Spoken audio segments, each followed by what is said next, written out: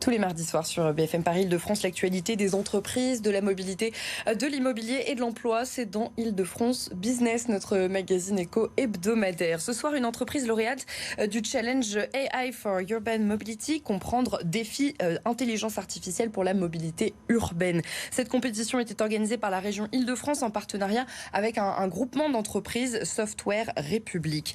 Bonsoir Samy Krayem. Bonsoir. Merci d'être l'invité d'Île-de-France Business. Vous êtes PDG d'Entropy, c'est donc l'entreprise qui a remporté ce challenge. Ce qu'a développé Entropy, c'est notamment une solution pour anticiper les déplacements des usagers de la mobilité partagée. Comment est-ce que ça fonctionne ? Comment ça fonctionne ? C'est pas très compliqué. Sans nous donner, sans donner la recette sans secrète. espionnage industriel. C'est pas très très compliqué. On regarde ce qui est arrivé dans le passé. Donc pendant plusieurs années, qu'est-ce qui s'est passé sur la mobilité du quotidien des usagers de ces vélos en libre-service ou des trottinettes ou des voitures, peu importe le système de mobilité. Et on compare ce qui s'est passé avec plein d'événements extérieurs. Par exemple, la météo. Les événements qui se sont produits, des matchs de foot, une grève, une manifestation, peu importe tout ce qui se passe, voilà, tout ça, nous on l'enregistre depuis des années en fait. Ça peut être aussi le prix de l'essence, l'inflation, tout ce qui va avoir un impact en fait sur la façon dont on va se comporter.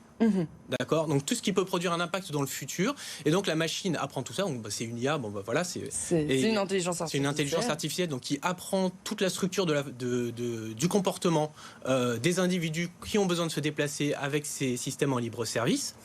Et ensuite, elle dit quoi ? Elle dit, je vais essayer de prévoir comment ça va se passer demain.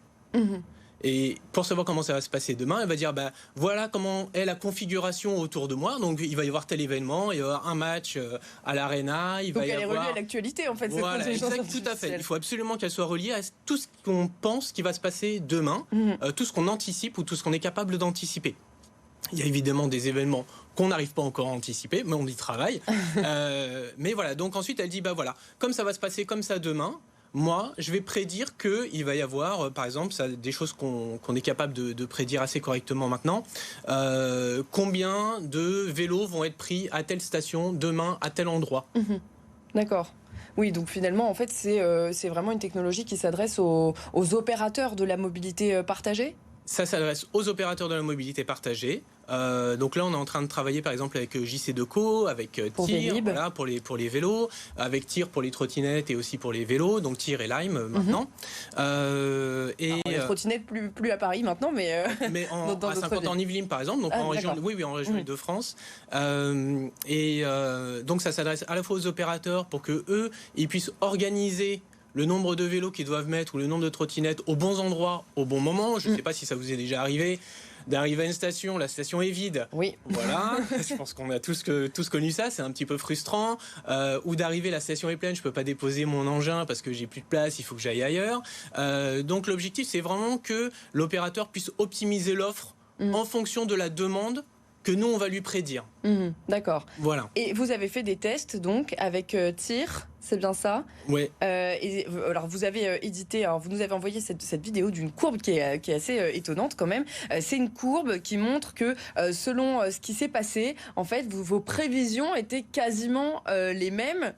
C'était quoi ? On est à plus de 90% de performance. Ça veut dire qu'on se trompe de un vélo ou un engin toutes les 24 heures, voilà, par an à peu près, voilà. Ah oui, d'accord, parce que voilà, ce qu'on voit, c'est en blanc, c'était ce qui s'est réellement passé, et en violet, c'est ce que vous aviez prédit. Alors on voit que ça s'affine au fur et à mesure. Exactement, parce que la machine apprend. Des semaines. Exactement, donc la machine apprend, et donc là, c'était effectivement une première évaluation qu'on avait fait. On voit qu'il y a encore des moments où il y a quelques écarts, mais on voit que c'est quand même très très proche. Et donc là, c'était sur une prévision 24 heures à l'avance, par exemple. Finalement, en fonction de ça, les opérateurs pourraient remettre des engins de déplacement là où il en manque. Ce qui semble absolument fou, c'est que leurs engins, ils sont balisés par des GPS. Ils savent en temps réel où est-ce qu'ils se trouvent. Aucun opérateur n'avait mis cette technologie en place ? Alors, à chaque fois, on doit faire des anticipations et des prévisions. Donc ça ne veut pas dire qu'ils ne le faisaient pas. ou qu'ils n'avaient pas des méthodologies pour le faire. La différence aujourd'hui, c'est que les nouvelles technologies d'intelligence artificielle, en fait, elles font un bond. Elles nous permettent vraiment d'effectuer un bond technologique pour arriver justement à ces courbes-là qui sont très très proches les unes des autres. Parce que les modèles, on va dire mathématiques qu'on utilise habituellement, étaient beaucoup moins performants encore jusque-là. Donc évidemment, ils ont tous besoin d'anticiper. Oui, ça, c'est clair. Par contre, la robustesse avec laquelle on arrivait à faire ces anticipations n'est plus du tout la même aujourd'hui que ce qu'on arrivait à faire avant. Et vous anticipez à combien de temps à l'avance? Alors aujourd'hui, notre modèle, il fonctionne jusqu'à 15 jours à l'avance. Et quand on fait aussi des prévisions, d'autres types de prévisions, par exemple, on est aussi capable de prédire du chiffre d'affaires, par exemple, pour ces opérateurs-là, on dit voilà combien est-ce qu'il vont y avoir de clients. Là, on arrive à le faire jusqu'à 1 mois à l'avance.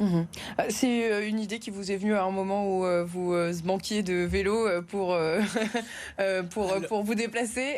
En fait, c'est venu, c'est venu pendant le Covid. Donc c'était vraiment pendant les confinements où j'ai discuté avec pas mal de gens autour de moi qui n'étaient pas forcément dans les vélos en libre service ou dans la mobilité, mais qui m'ont dit que vraiment leur grande difficulté en ce moment, dû au confinement et choses comme ça, c'est de se projeter, c'est de pouvoir anticiper les choses. Oui. Et donc l'idée, elle est plutôt venue de ces discussions-là, effectivement, avec des amis, avec des connaissances qui utilisent aujourd'hui nos technologies.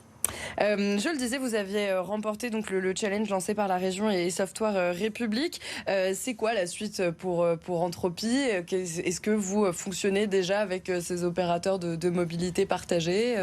Donc là, on est en train de faire ce qu'on appelle les POC. Donc voilà, on a démontré que ça fonctionnait sur leurs données à eux, parce que ce qui est important, c'est que ça fonctionne sur chaque opérateur pour chacune de ces données, qui a ses propres spécificités, on va dire. Ah oui, selon l'opérateur, c'est pas du tout le même comportement des usagers? C'est pas le même comportement des usagers et c'est pas les mêmes données qu'on va récupérer. D'accord. Donc nous, quand on a besoin de modéliser notre technologie, il faut qu'on s'adapte aussi à chaque opérateur. Donc là, on est en train de le démontrer, on l'a démontré. Donc là, normalement dans le programme, c'est au niveau du fin du deuxième trimestre, on devra arriver en production sur site pour le test en situation réelle et à la fin de l'année, donc le déploiement sur les réseaux. Vous n'avez pas essayé d'accélérer un peu pour les JO? Ce serait une très bonne chose si on y arrivait. Et vous avez raison. Je vais regarder avec ça. Surtout à 50 ans en Yvelines qui ont beaucoup de sites. Bien sûr. Votre entreprise est d'ailleurs basée dans les Yvelines, donc à Versailles. Merci beaucoup, Samy Krayem. Vous êtes donc PDG d'Entropy. On va tout de suite regarder nos infos en plus.